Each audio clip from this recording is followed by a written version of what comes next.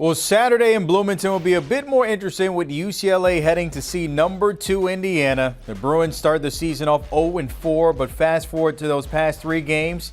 Somehow UCLA has looked a completely different team under interim head coach Tim Skipper, winning 3 straight games when it comes to them. As for the Hoosiers, it's been business as usual for Kirk Cignetti and that crew, riding a 7-game win streak at the top of the conference in the Big Ten. Saturday, noon Eastern, this how the tell-the-tape pairs out for both of them in Week 9 there. Indiana, of course, the highest rank in AP poll history. UCLA, as I mentioned, 3 straight wins against Penn State, Michigan State, and Maryland coming into this one. Meanwhile, both sides of the ball for Indiana have been rolling. Only FBS team with points per game and opponents' point per game in top 5 so far this season. All right, for more of this matchup here, Jeff Rabjohns and David Woods from 24/7 Sports to get us ready for Saturday. But let's start with UCLA because a few weeks ago, David, most people would say that this was a runaway game for Indiana based on what we saw from the Bruins. But those 3 straight games in terms of W's for the Bruins, it's a little different. But what has changed in your eyes? I think it starts with Tim Skipper, the interim head coach. He was named after Deshaun Foster was fired 3 games in. And took a week. They lost to Northwestern, but he's put a stamp on the program. The amount of enthusiasm from these players, their belief, and you can clearly just see it. They're having fun playing football, which it didn't look like it was very fun through the first 3 games. Effort levels massively improved, intensity, and then there have been tweaks scheme-wise. He brought in a new defensive play caller, Kevin Coyle. He brought in, elevated a new offensive play caller in Jerry Neuheisel.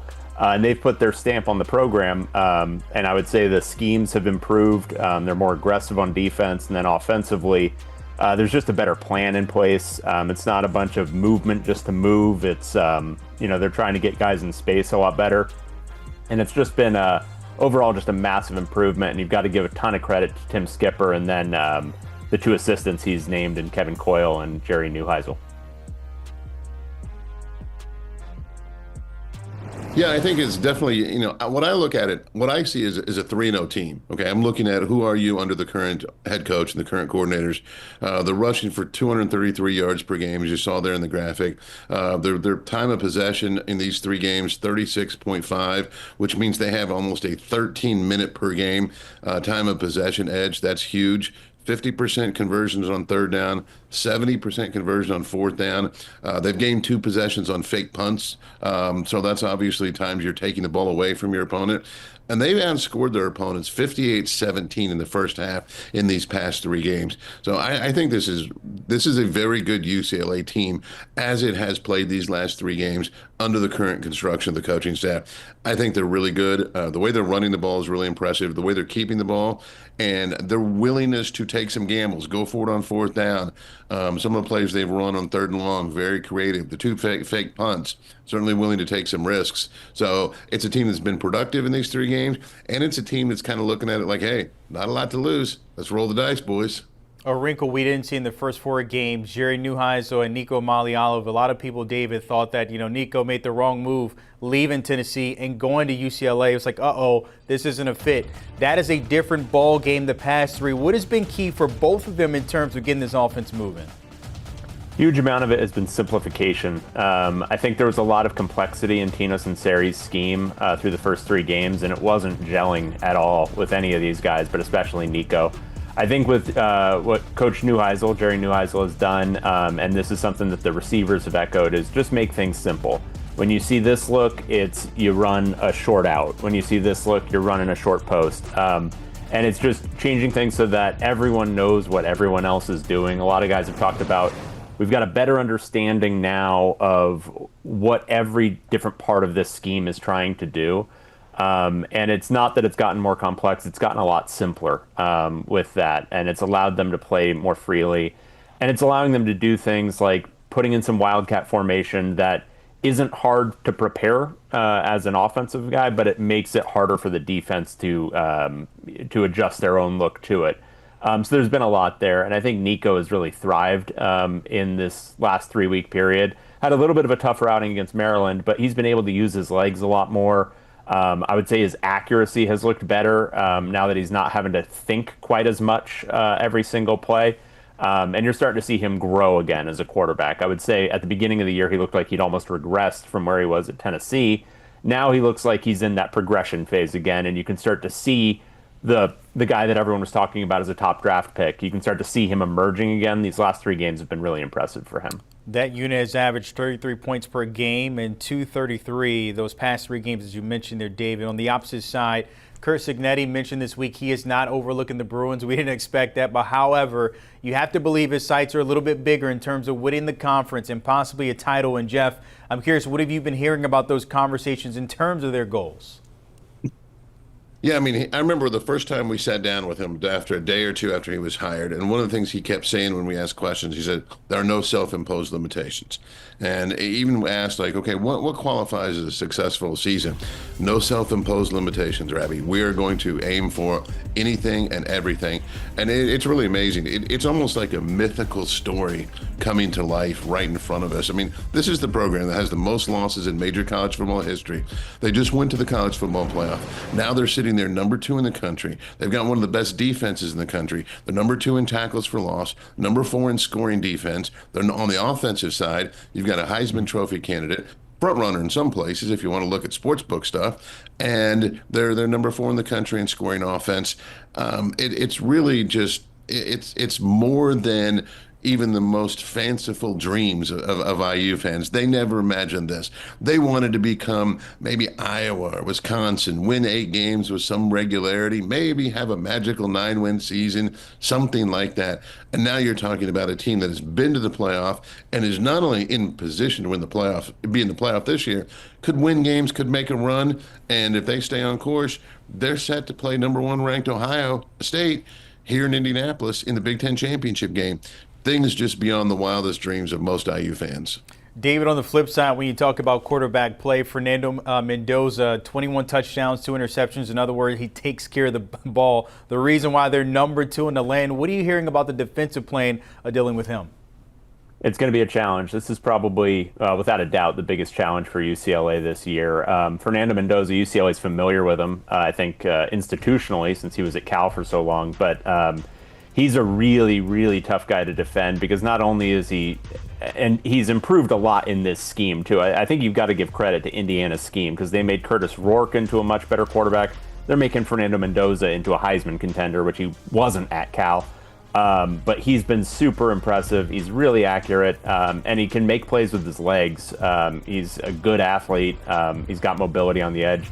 UCLA is going to have to be really, really disciplined. They had issues early on in the year before Kevin Coyle came in, defending against quarterbacks who could move a little bit. The edge containment was really poor.